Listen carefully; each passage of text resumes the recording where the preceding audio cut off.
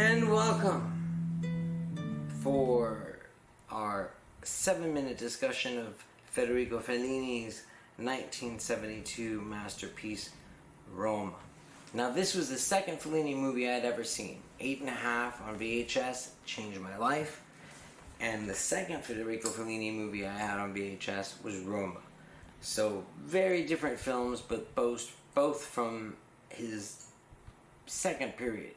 So, for many years, I didn't realize that Federico Fellini made films like Il Bidone or La Strada. That came afterwards. I kind of had it backwards. Saw films like Juliet of the Spirits and Amarcord all first. But Roma, 1972, was a personal favorite. The narrator of the film is a subject of a great debate because we have 3 seemingly autobiographical Fellinis. We have infant Fellini, recognizable from 8.5 in his little Catholic schoolboy uniform. And then we have middle-aged, early-aged, youthful, adolescent, just past adolescent, maybe 21, Fellini. And he's played by an American star, an Mexican-American actor. So a lot of the look that he has of just being overwhelmed by Rome and comes from the fact that he probably was. He had no fucking clue what anyone was saying in any of the shots. And if you look at his face, you can see his confusion, and it works perfectly. Just another sign of Fellini's genius for casting. This was mostly entirely shot in Cinecittà. Even scenes that seemed like they would be outdoor sequences were shot within Cinecittà. After 8.5, we see a turn in the great auteur from shooting outdoors and even on location to indoors in a studio where his own mind could come to life. There's one basic important theme to this film, or conflict, and that's monument versus motion. In the trailer, it said Federico Fellini's Roma, the Roman Empire from 1931 onwards. So there's a brilliant setup because he does take on the history of Rome, and this entire film is about the modern versus the traditional, the old, the ancient. No scene better, almost too much on the nose, but it's a beautiful scene.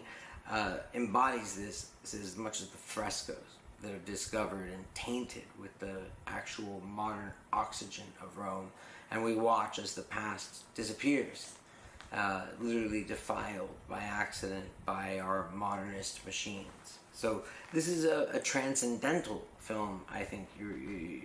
It's a good way to describe it.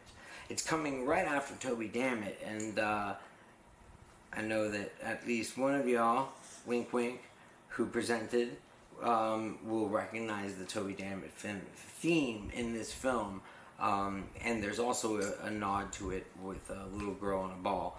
So play Where's Waldo and see if you can catch that.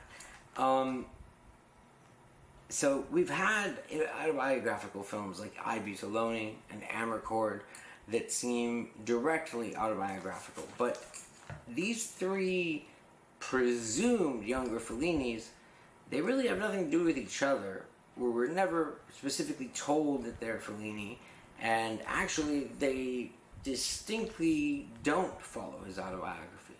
For example, at the age that the middle-aged Fellini is, going to movie theaters and hanging out with people, well, Fellini was already a pretty recognizable. He wouldn't have been able to just go to the movie theaters without people mobbing him and knowing who he was. So it's not autobiographical. It's the appearance of autobiography, which I think is very, very interesting, because this film has a lot to do with nostalgia, and it's also has a lot to do with yearning, not just for what was, but for what could have been. The minimal obstacle of this small Rubicon that we see at the beginning, the initial scene, the professor, kind of absurd but genuine and good-hearted, although he is a fascist professor within the apparatus of fascism, teaching these kids, his crossing of this pathetic fake Rubicon is pretty hard. He really struggles to make it across. So it's the first of 3 mockeries of Caesar that we see. This is a film that, as the British say, takes the piss out of Rome. It's not a film that only celebrates Rome. It looks at Rome like a jewel, multifaceted, and upon changing it, you see different dimensions, some of them prettier than others. And this film attempts, I think, to encapsulate them all in almost Foucault-like panopticon ambition. And it's up to you whether or not he succeeded. He didn't want Rome to be the subject, he wanted Rome to be the living, breathing character. And essentially everything within it are the appendages of this Rome, the tentacular possibilities that are Roma.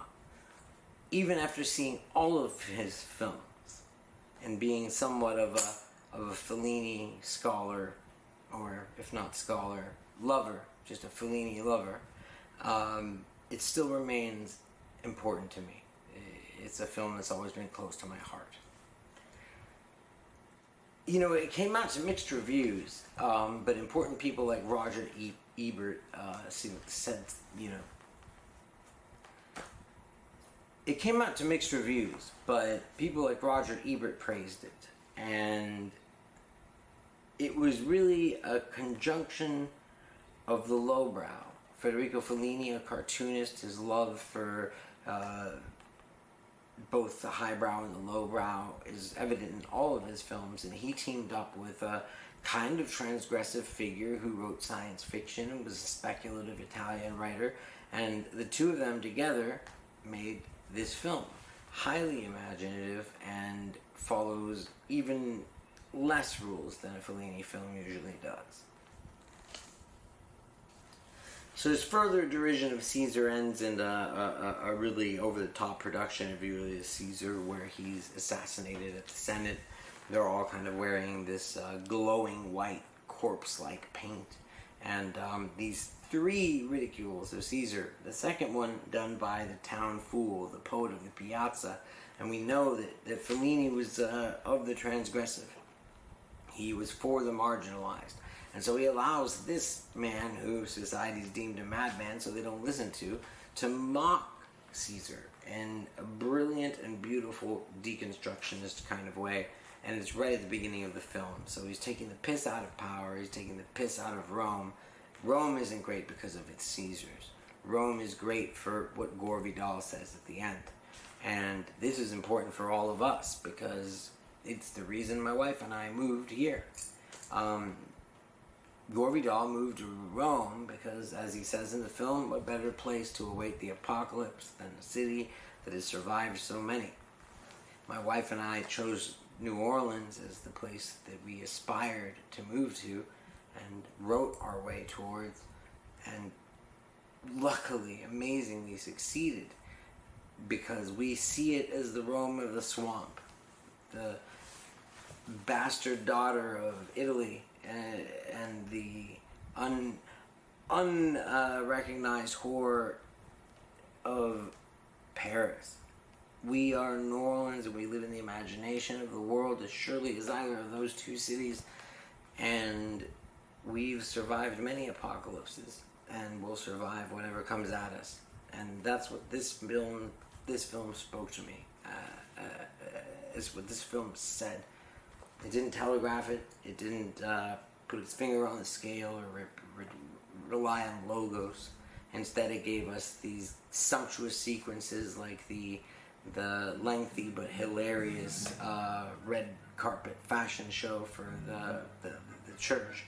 And in the end, you're left with a film that's critical yet tender, complex yet simple, heartfelt yet imaginative, uniquely Fellini, and yet sui generis, and even amongst of his films, perhaps the strangest and most notorious for being so strange. I hope you enjoy it. Roma. This has been Roma in under 7 minutes by Federico Fellini.